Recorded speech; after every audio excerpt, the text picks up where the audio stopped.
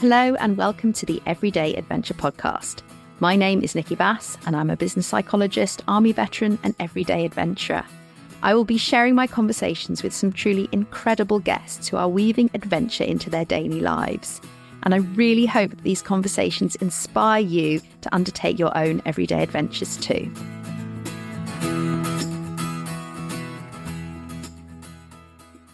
So today is my absolute pleasure to welcome Craig Mathieson to the show. Craig is the founder and the head of Polar Academy. And as well as his background in the military and as a mountaineer, he also has significant expedition experience both in the Arctic and Antarctica. So Craig founded the Polar Academy in 2013 with the aim of transforming the lives of young people with mental health challenges. And the participants in the programme undertake a 12-month physical and mental training programme, which culminates in a sledge hauling expedition to East Greenland. So Craig and I were introduced by a mutual friend, Neil Jerd, who's the founder of Leader Connect and the author of the Leadership book.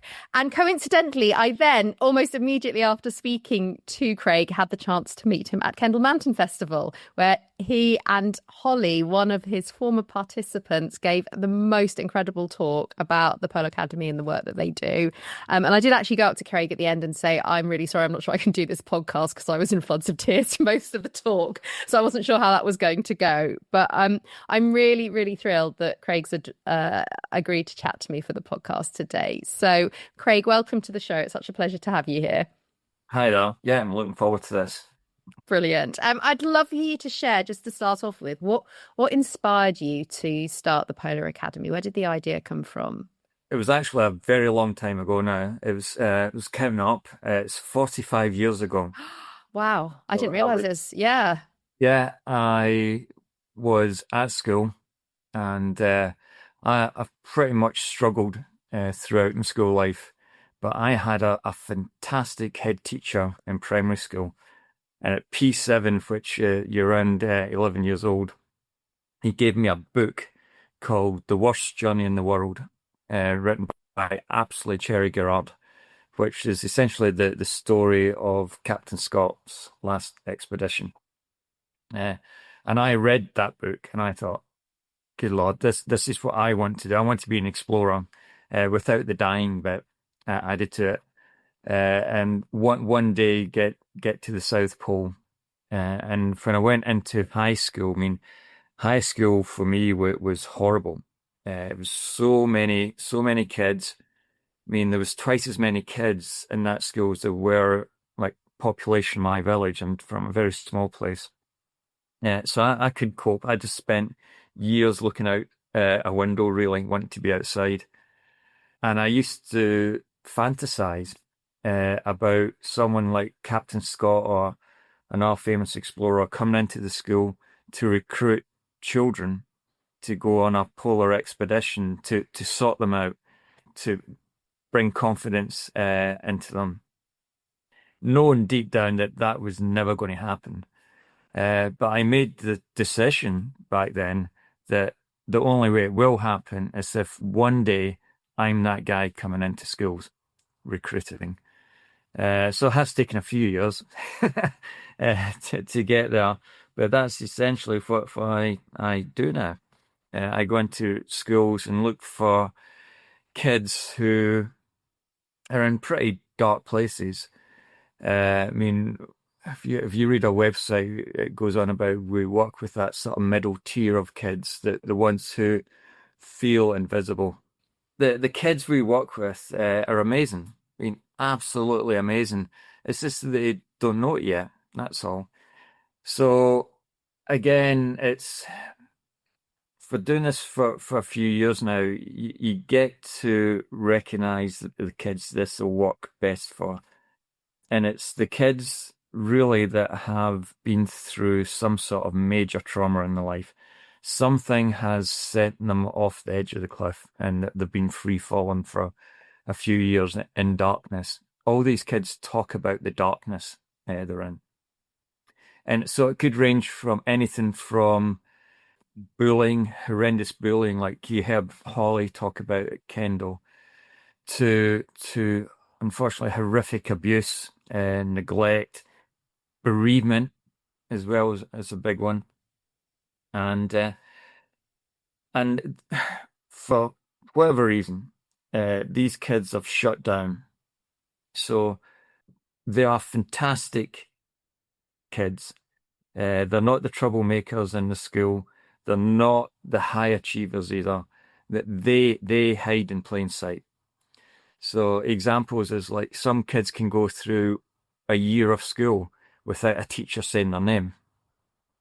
That's quite common.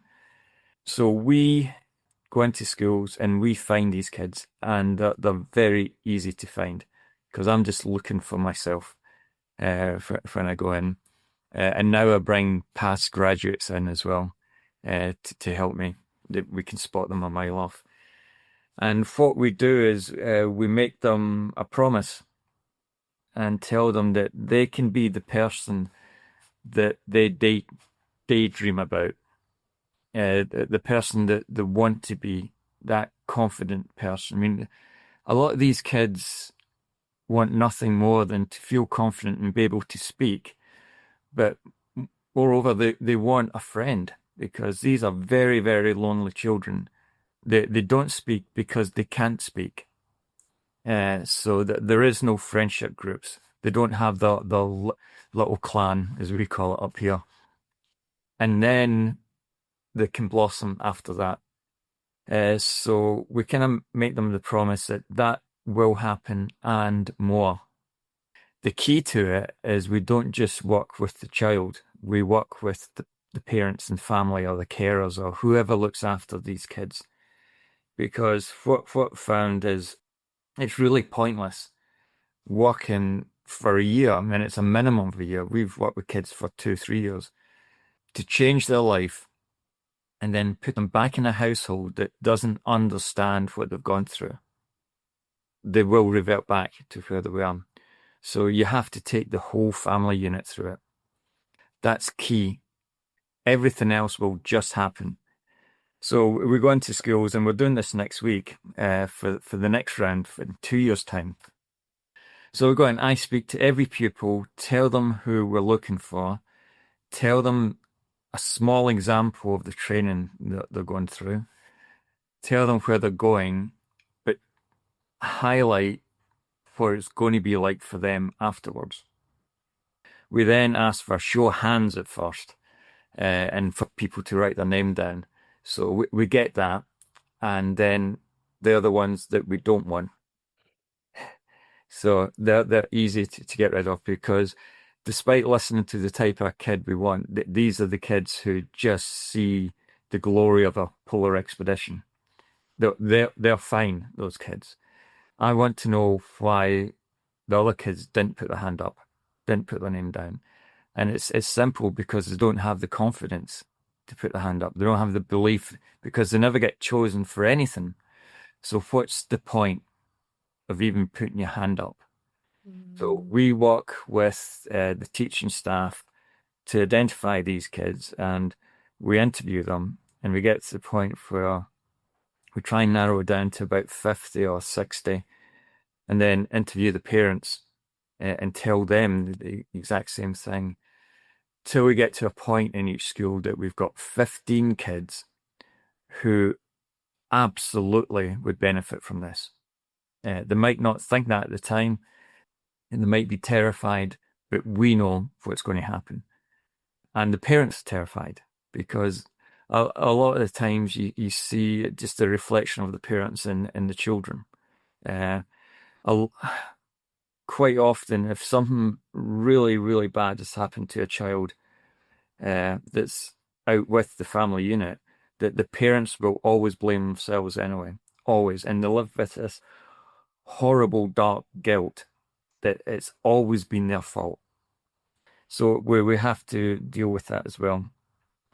But then we take them up to a place called the Glenmore Lodge, and Neil Judd is he's very familiar with it because we've done some training up there with him, which was brilliant.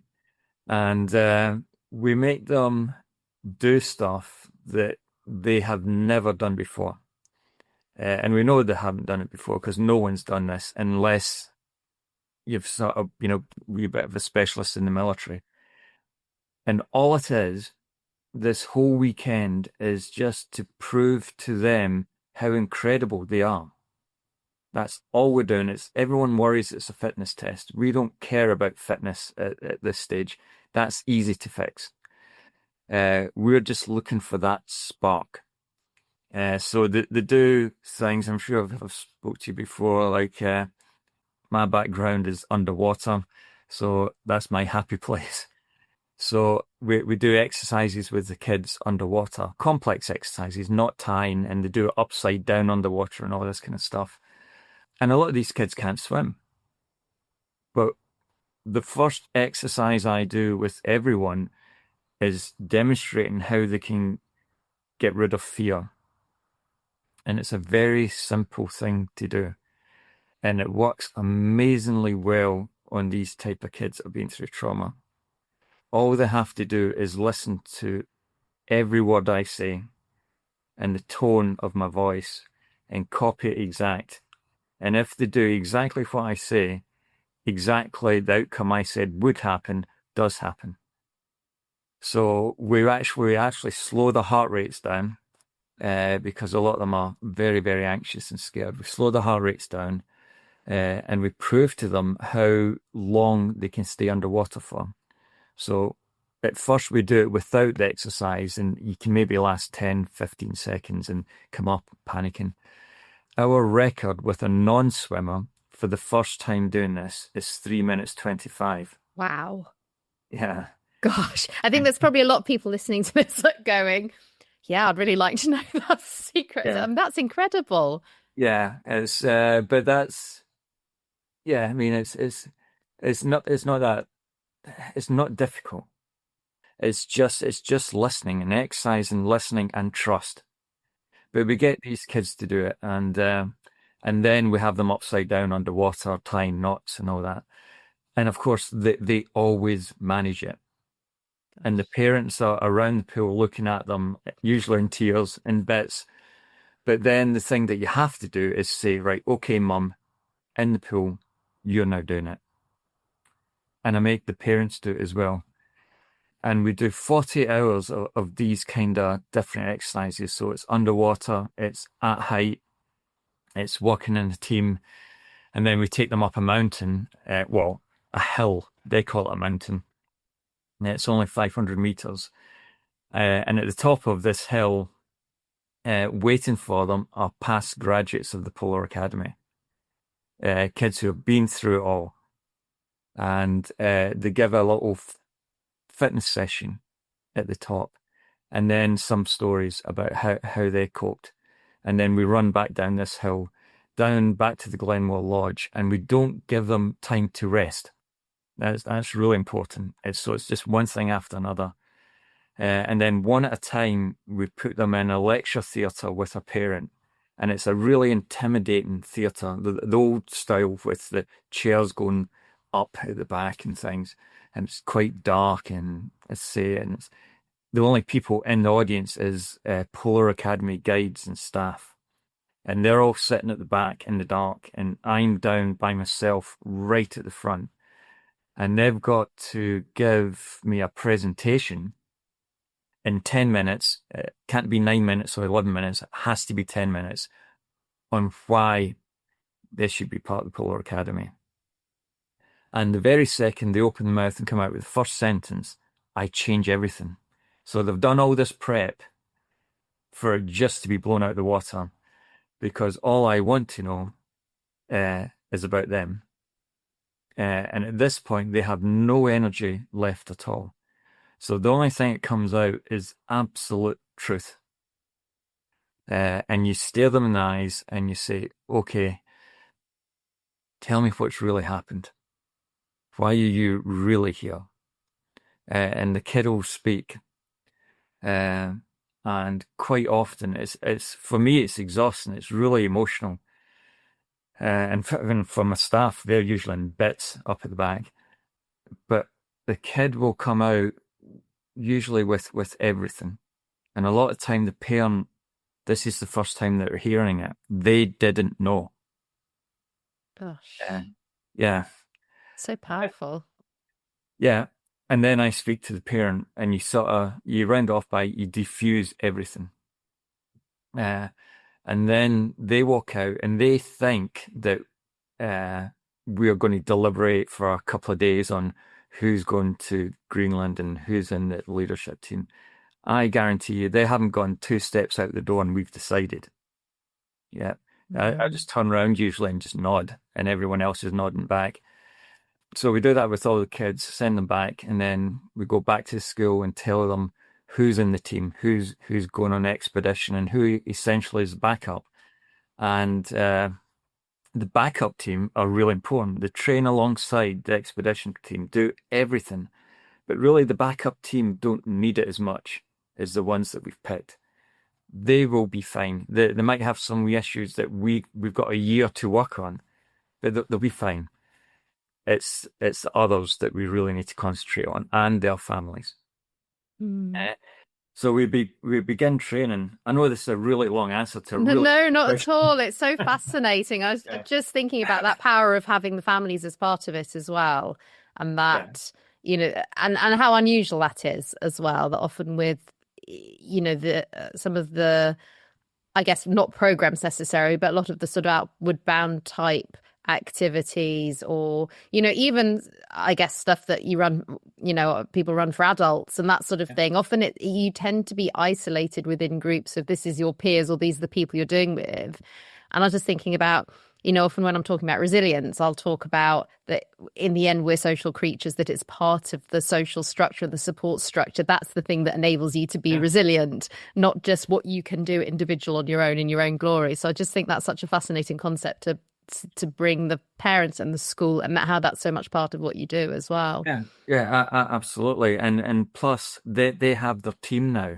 There's 15 in this team, and what we tell them on day one as well, because a lot of these kids are maybe seeing counselors and experts in mental health and stuff. But I mean, for the past 13 years of doing this, every single kid I've spoke to, Polar Academy or not, that is getting so-called help, is getting re-traumatized every time they have a meeting. That the scab is being pulled off. They are constantly reminded they're a victim. Constantly. So that darkness never goes away. From day one at the Polar Academy, they're a member of a team with huge responsibilities for every other member of the team. The most important person is to your right and your left. You've got to show kindness and work with them and help them. Same with the families. They've got to help each other. And that's great to see, because all of a sudden, by the end of that selection weekend, you've got kids who arrive by themselves, terrified to make eye contact with anyone, sitting there chatting, laughing, playing, and you've got parents that have maybe not spoke to other adults for years sometimes, chatting, and they realize it's not just them. Other people feel the same way. Other people are going through this. I mean, it's not rocket science what we do. It's 99% of it's common sense. Everyone goes on about the Polar Academy technique. It's about talking and being kind. That's all it is. And demonstrating how incredible people are. So the fitness of these kids, the fitness of any kid at sort of high school level is pretty poor, really. I mean, the amount of times I hear that PE lessons involve watching a video about a sport rather than actually just doing the sport. So we assume zero fitness, which we're usually correct with. And we build them up, and we build them up really, really quickly without them noticing much. So most stuff that we do, we don't need equipment for, because these kids don't have any equipment. Schools don't have equipment. So we do a lot of cardio and strength work with them, and we're always pushing. So we start at half an hour intense. We do a couple of weeks of that, and then we go up to an hour, and then it gets just more and more and more intense. And you get to this lovely trigger point that we've just hit with this year's team. where instead of pushing them to do more, they've realized and they can see by turning to the right and the left how fit they now are. And therefore they want to do more. They're asking me, can we do another 15 minutes? Can we do another 20? And I'll just turn around and said, how about we do another hour? And of course they're excited about that. The more they learn, the fitter they get, the more they want to do. And it has this lovely cascade effect because the parents are there at training as well. They're doing it. Maybe not to the same level as the children, but they're there. But it has this lovely cascading aspect where the discipline, because there is a lot of discipline in what we do, the discipline and the pride goes into every other aspect in their life, like school, like the academic side. So now they've got discipline and focus to study harder.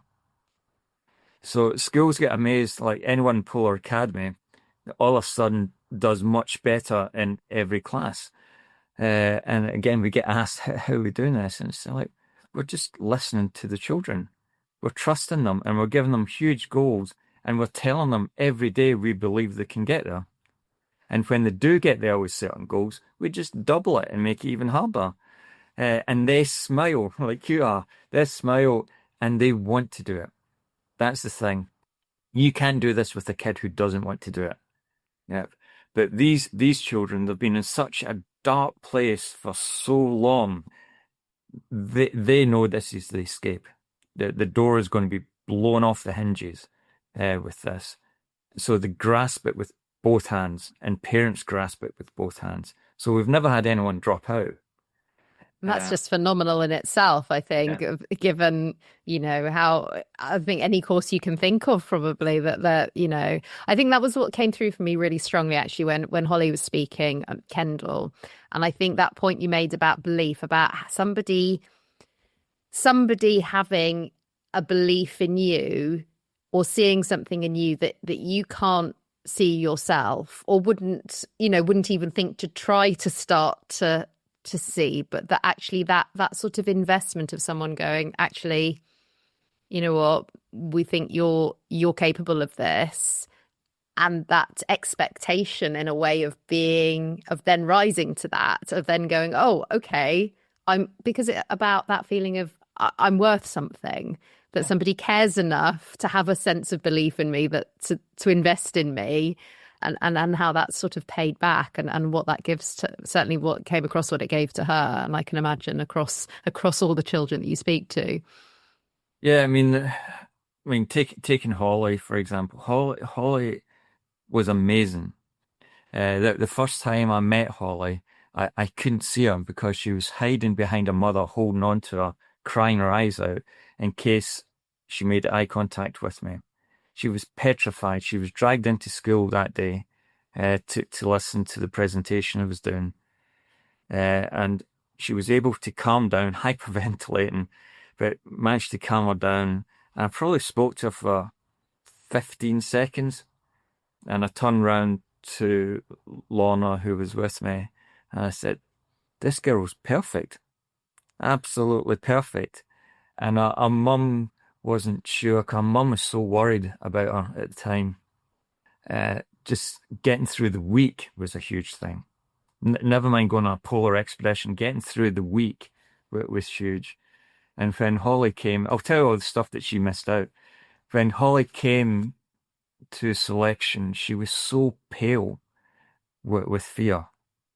And I know she was dreading the underwater section. But she came in and she was shivering away again with fear. And I go through how to tie knots and that, and then calmed her right down. So when Holly went underwater, Holly was 95% asleep when she went underwater. Tied these knots perfectly. Came up, I can't remember how long she'd done, a couple of minutes. Came up totally serene, with healthy colour on her face. And this huge smile erupted from her face. Then floods of tears. Floods of tears, but this time with pride, an emotion she hadn't felt before. And she didn't know how to cope with that. And I turn around and there's a mum in bits crying as well. I said, right, you need to wipe that way because it's now your turn. You have to come in.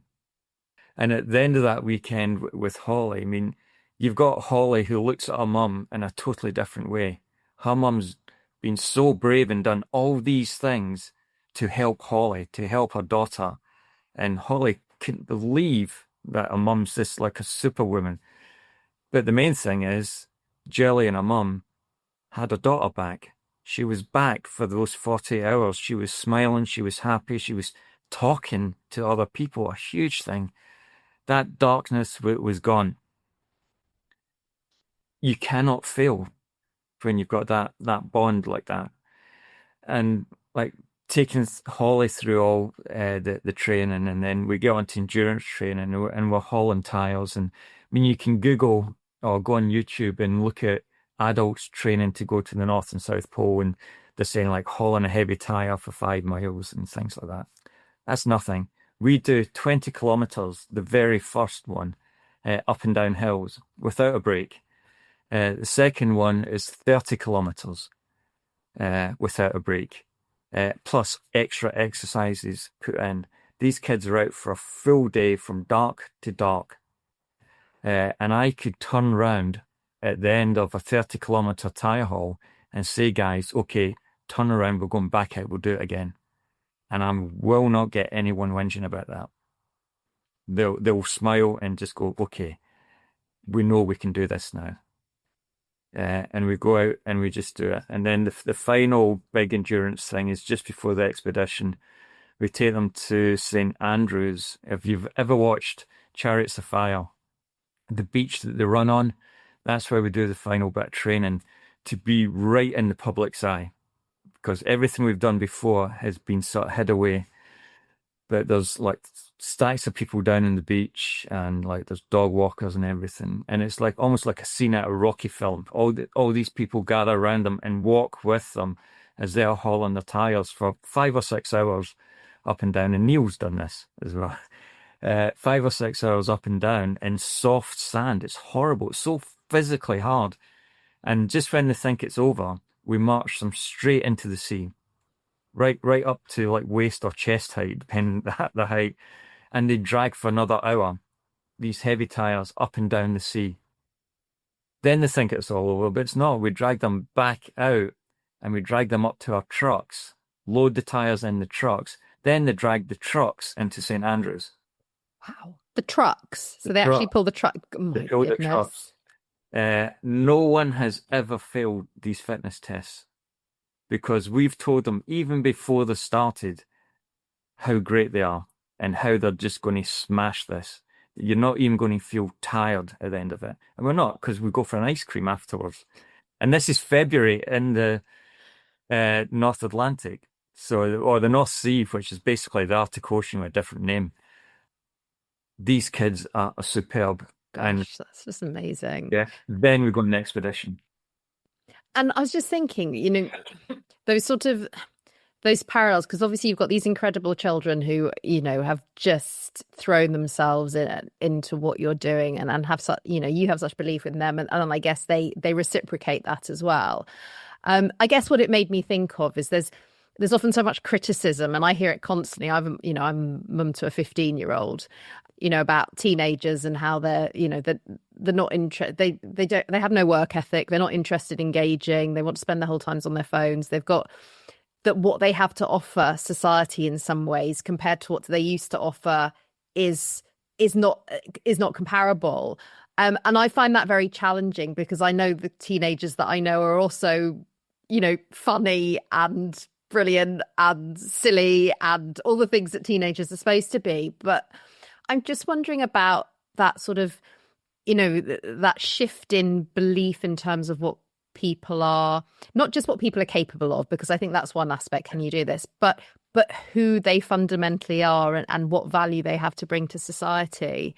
And I'd just really love to know your sort of thoughts on your experience, having worked, I guess, with so many young people and teenagers in this space. Yeah, I mean, I don't think there's any difference between teenagers now and teenagers when I was a teenager. I mean, when I was a teenager, they were talking about lazy teenagers, and they've got the head somewhere else. And it's like, It's the exact same. Nothing changes really. It's maybe a bit harder now with social media and telephones and things like that. And people say, "Oh, it's just you can't escape from it." Well, you can escape from it. You can do what we do. We just ban phones for a year. You ban social media. It's a toxic environment. You don't need it. And the kids struggle for maybe 4 days, and then it's over. They realize they don't need it because, especially with bullying, that's the tool of choice by bullies these days. If it's not there, they've got no power at all. Because I mean, bullies, are cowards. They won't do it face to face, really. They hide behind screens these days. But I mean, I don't think I've met many teenagers. I mean, you always get the exceptions that you can sit down and say, okay, like I know teachers may call you lazy. You do this. Your head's in your phone the whole day, but it's like deep down, what's your real dream in life? What is it? They will always tell you. They will always tell you, and it's a glorious dream. Yeah. But what they get is just beaten down more, I think, through social media. This like Instagram perfection nonsense that you see all the time. Yeah. And they truly believe that they're not worthy to even try. And there's certainly a lot of that at school with that, and it's just not a Scottish thing. I speak a lot down in England and Wales and stuff, and everywhere else. It's just this like, what's the point? Because I'm looking at this Instagrammer that I would love to be like, but I'm never going to get there. And then you've got to point out, well, that's all fake, don't you? That's not real. I mean, those guys are crying themselves to sleep at night. It's not real. Let me show you something that is real. Like, let's go and climb a mountain. I'm going to show you a scene that's going to blow your mind. And it's just unlocking them a wee bit because again, you don't have to do intensive stuff with the majority. You just have to unlock a wee bit so they can see for themselves. Then you just step back, and they will run always to a good place. Yeah, I was just thinking what you were saying earlier as well about listening. Actually, how often do teenagers get asked those sorts of questions, and do we take the time to actually listen to them without, I guess, projecting our own, particularly if we're connected to them in some way, our own needs or wants or failures in terms of our own dreams. I see it play out a lot at football. But that sort of thing of going, can that question not be loaded with expectation? Can that question be an open question that you're permitted to dream, that you're permitted to, and that your dreams are valid? And I think your point, I think I was also taken to that. You talked about when we were at Kendal, you talked about the Northern Lights and the views from Greenland and how mind blowing those were, and how powerful, I suppose, that aspect of actually, whether it's getting away from the phones or just getting outside into an awe-inspiring environment where actually you can't fail to be blown away by what's there. Yeah, yeah, absolutely. I mean, with Greenland's a magical place. All the high latitudes, it changes anyone who's lucky enough to get there. But when these kids have gone out and they've navigated, hauled their sledges over mountains to get to a certain area, set their camps up, they've cooked their own food, they've put polar bear fences up, they've done it all. Then we go out underneath the Northern Lights and ski, and we just stop, and that deafening Arctic silence that they've got. I mean, that's when we say to them, like, the darkness that you've got stays here. It's not coming back to Scotland with us. It stays here. It always stays there. They don't bring it back. It changes everything. And for me, the first time I went to Greenland, it's without sounding like an old hippie, which you always have to return. It's almost like a calling that the ice calls you back. every time, and it never loses its magic. You just get more each time you go. I mean, my wife was counting up because I don't keep count of any. I've done 25 Arctic expeditions now. Wow. Uh, That's so it's amazing. yeah. So in my head, I just remember the last one. Yes. Like, And that you need to go back for the yeah, next and then one I need to as go back. well. Yeah, Yes. so I'm already like booking stuff on the flight on the way home, Oh, and but the effect it has on these kids is lifelong, and we can say that now because kids who went through it 12 years ago, who are now adults, have families and stuff, they still come and talk to me. They still come and help train the kids that are going through it. They still speak at schools to help other kids that are struggling. They still talk about it with this spark in their eye. It doesn't go away. And many of them have been back. I mean, we've got a house up in Greenland, and any kid who has been through Polar Academy and reached the age of 18 can have a key. And they can go up and they can use the house, they can use all the kit, everything. They'll be welcomed into the community and looked after. But they can go out. I mean, they've got experience to look after themselves. They can do that. So it's great. And then we're now extending. I don't know if I said that, Kendall, but we're extending because Greenland's a fragile place, and you've got to balance everything up. The local people are everything to us. They're part of the team. The locals, we do everything with them, from permissions to help on the ice to getting really accurate ice predictions and stuff, to partying with them when we get back. It's everything to us.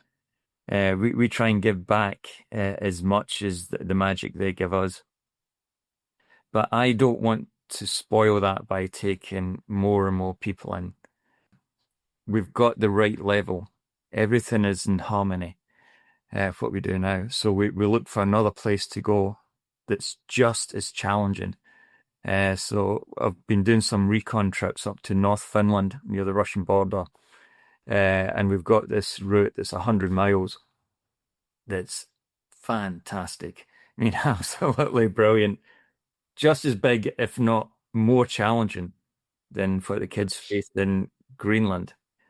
It's a navigation masterclass up here. Yeah, it's going to be brilliant. And like we're training the Finland team just now, and they have no idea how incredible it's going to be. They can look up stuff, and it's nothing like the reality of it. Uh, so I'm really excited about that. But we will always have Greenland as well.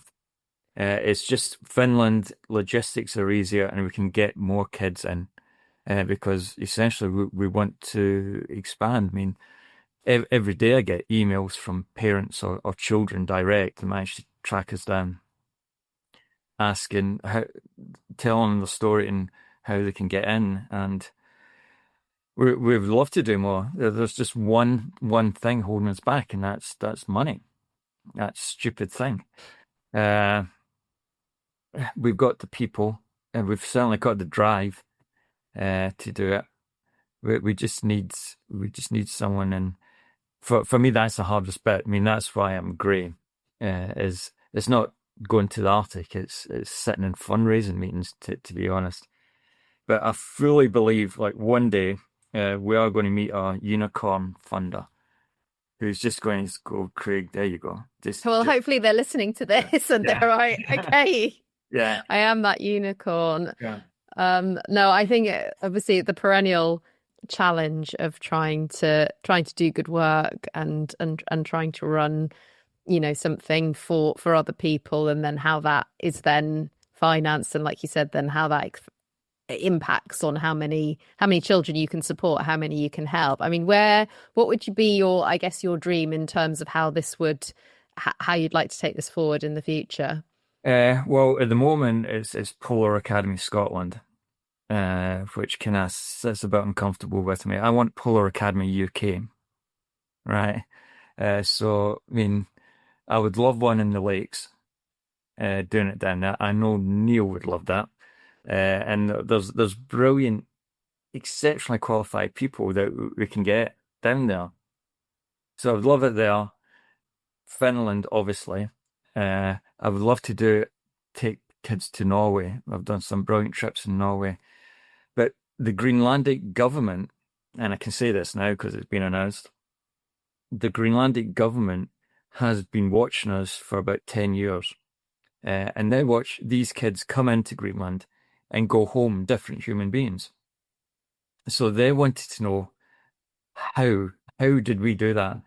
And they sent a delegation last year to Scotland, and they stayed with us for a couple of weeks and just shadowed us. And the way I speak to the kids and the parents and the way I train all the students, they were taking notes, and they've come back now and said they've asked for permission to have Polar Academy Greenland for Greenlandic children and their families, fully based on what we do and our values. Everything's exactly the same except for the expedition out in ice, because that won't work with Greenlandic. I was about to say, yeah, that might be a bit familiar at this point, yes. What they've decided to do, and what I think is brilliant, these kids haven't seen a tree.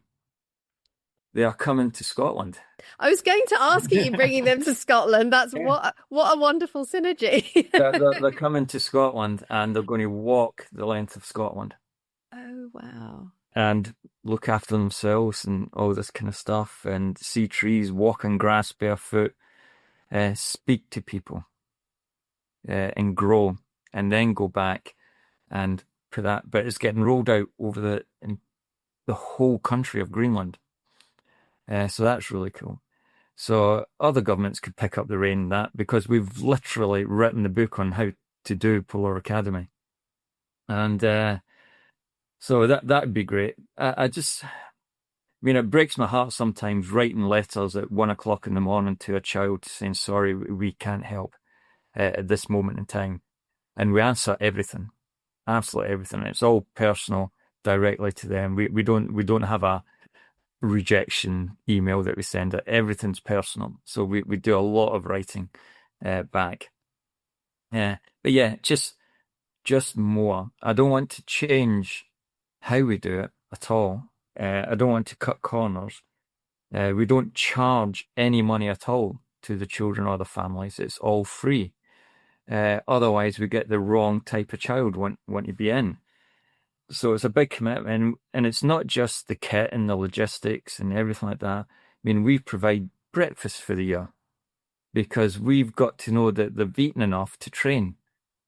We provide training kit to them, because some of these kids, they only have one pair of shoes, and that's the school shoes. So they need good kit. We're going up and training the Cairngorms.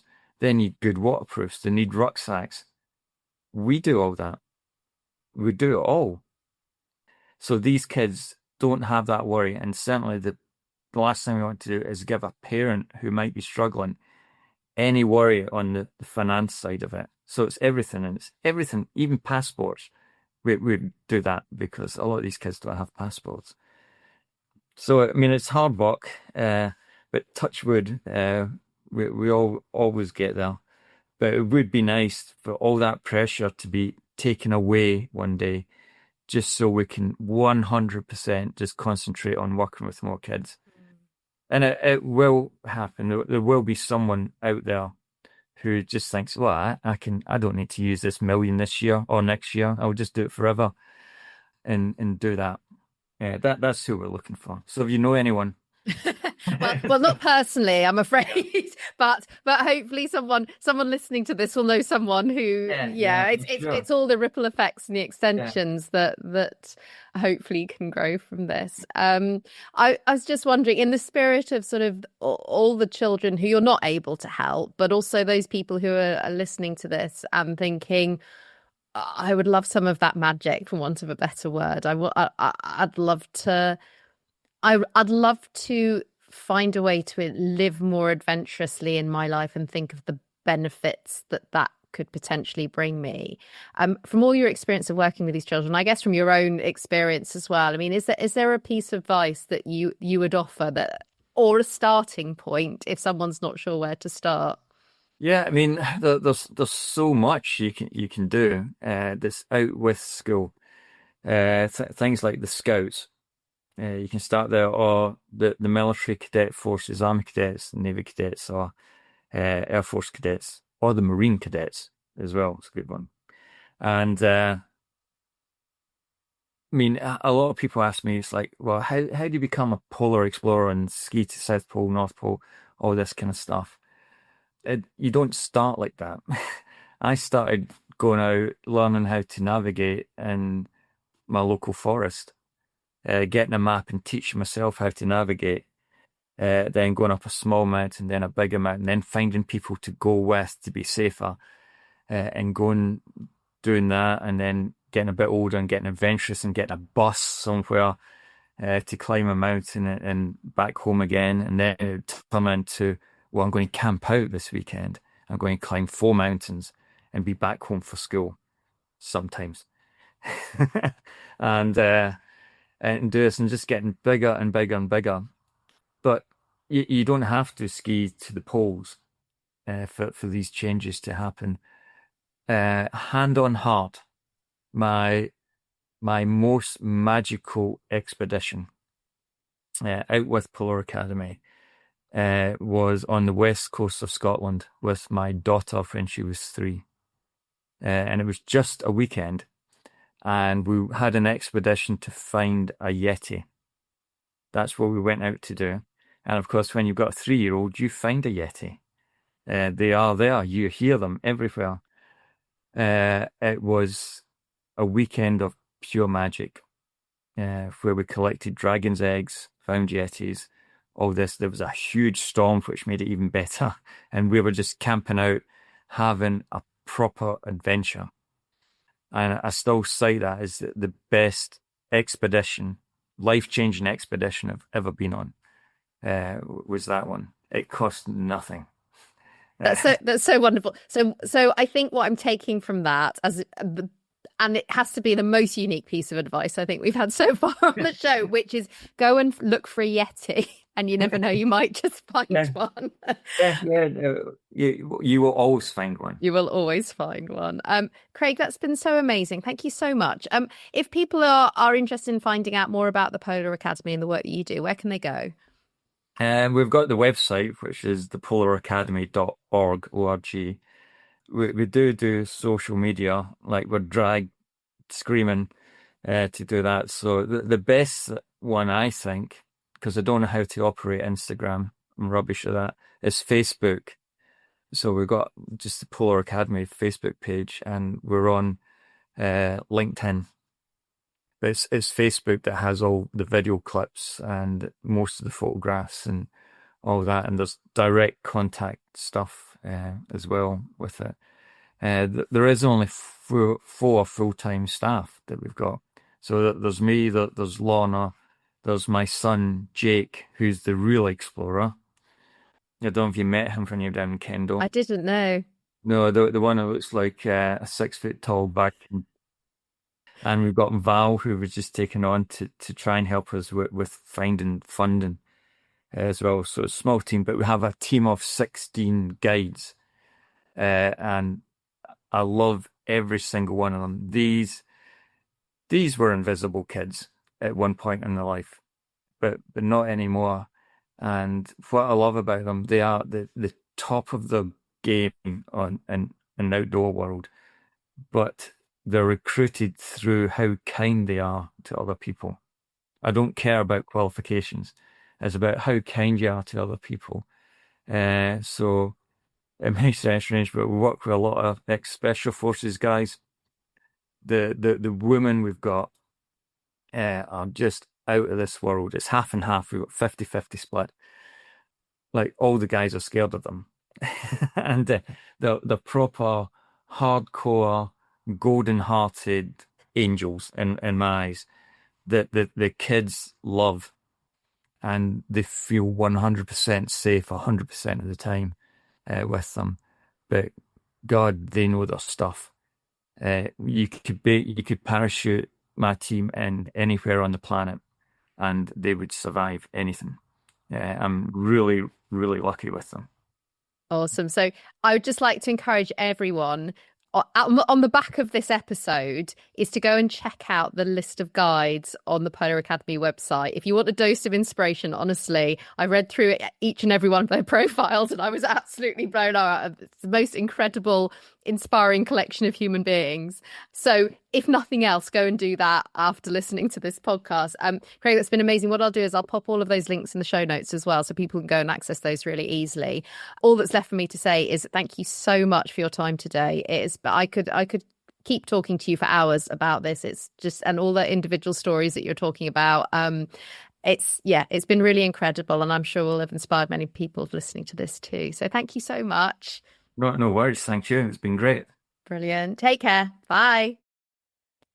So a massive thanks again to Craig and of course to Neil for introducing us. As always, there are so many different themes I could have picked up in the stories that Craig shared and the incredible work that the Polar Academy are doing. I think one of the things that really struck me was going back to his point around how they select the children that come on the Polar Academy that are part of this experience. And I guess it sort of struck me how unusual it is to look for the children who maybe aren't as visible and to deliberately make a choice of seeking out those kids who don't have the belief that actually it could be them, that don't feel they are the ones that are going to be picked. And certainly, it's a shame that is unusual, because I think certainly my experience from schooling and something that I've seen far too often as my kids have grown up and developed and experiences that I've seen is that often the children who are selected, or the ones who get the good stuff, are the ones who are confident enough to put themselves forward, or maybe they're capable in a particular area and therefore get noticed. And I've noticed how that once kids have a spotlight on them, often that confidence grows and they extend that belief into other areas. They believe they are the ones who are deserving. And I think the same happens with adults as well. There are so many times where I know incredibly capable people. I've worked with, brilliant people who haven't put themselves forward because they feel that for whatever reason, it feels too much. It feels too exposing. Maybe they haven't had that experience of somebody noticing them and their talents and their hard work and their energy without having to sort of claim it. And in a way, it sort of strikes me that is a gift that we really all can give other people is to, to seek out that potential, to have that belief that actually everyone around us has that potential. Whether they choose to reveal it or not may very well depend on the circumstances in which they find themselves, how safe they feel to reveal that potential too. But if we take the time to notice other people and the belief that they are capable of great things, often it becomes more of a self-fulfilling prophecy than not.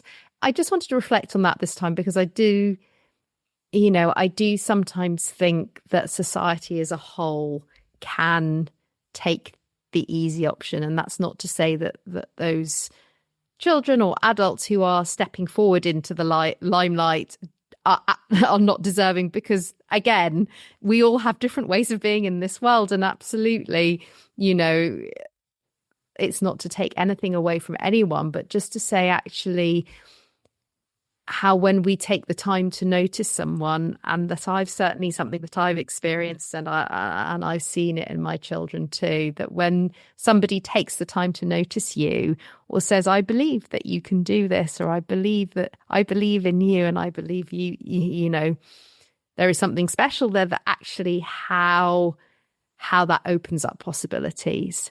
And I wish it was something that we could all do, I guess, more often. Anyway, I would love to know your thoughts on this. So please do reach out and let me know what you think.